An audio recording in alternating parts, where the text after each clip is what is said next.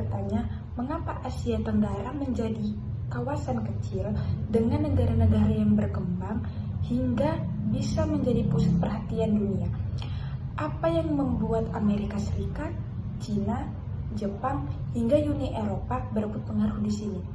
Hari ini kita akan membuka sebuah kisah tentang wilayah yang tampak sederhana, tapi sebenarnya ialah jantung perdagangan global dan panggung persaingan dua negara adidaya, dan mungkin gerbang masa depan ekonomi dunia. Selamat datang di Asia Tenggara.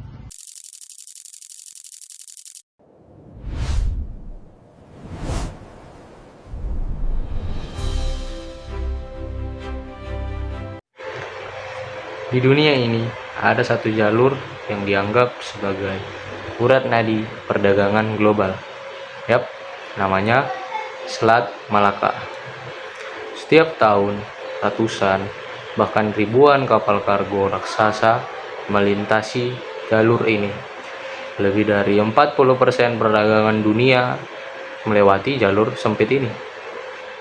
Mulai dari minyak dari Timur Tengah, barang elektronik dari Cina, otomotif dari Jepang, semuanya lewat sini. Bayangkan, jika selat ini macet 1 hari aja, ekonomi dunia bisa terganggu loh. Jadi, sejak dahulu, berabad-abad yang lalu, mulai dari era kerajaan Sriwijaya hingga sekarang, Asia Tenggara selalu menjadi persimpangan dunia. Bukan hanya karena letaknya, tapi karena siapapun yang menguasainya, menguasai perdagangan dunia. Tapi posisi strategis bukan hanya soal ekonomi aja loh. Ini juga tentang kekuatan. Di abad ke-21, persaingan terbesar adalah antara Amerika Serikat dengan Cina. Dan tebak, panggung pertarungan itu ada di mana? Ya, Asia Tenggara. Cina membangun jalur sutra baru, namanya Belt and Road Initiative, membiayai pelabuhan, kereta cepat, hingga kawasan industri. Sementara Amerika Serikat memperkuat aliansi militernya di Filipina, Singapura, dan Thailand. Keduanya tahu siapa yang berpengaruh di Asia Tenggara punya posisi penting dalam geopolitik global. Suatu wilayah yang membuat dunia menahan napas yaitu Laut Cina Selatan.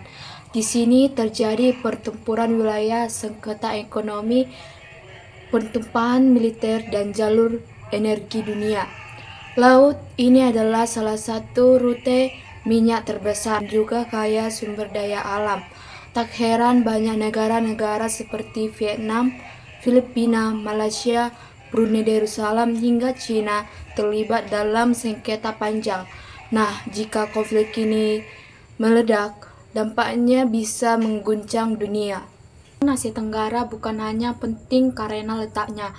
Kawasan ini memiliki populasi muda, lebih muda dari Eropa, Jepang, ataupun Korea. Indonesia, Filipina, dan Vietnam punya tenaga besar, produktif, dan adaptif. Inilah alasan perusahaan teknologi global membangun pabrik, pusat data, dan kantor besar di sini.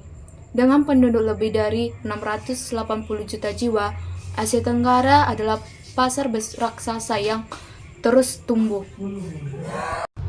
Dalam 20 tahun terakhir, Asia Tenggara berubah begitu cepat. Vietnam menjadi pusat manufaktur baru persaingan Cina, Indonesia menjadi salah satu ekonomi terbesar di dunia, Singapura menjadi pusat finansial Asia, dan Thailand dan Malaysia kuat di otomotif dan elektronik. Filipina menguasai industri outsourcing dan layanan digital. Pertumbuhan ini membuat investor global melirik kawasan ini sebagai the next big thing. Asia Tenggara mungkin terlihat kecil di peta, tetapi pengaruhnya luar biasa besar.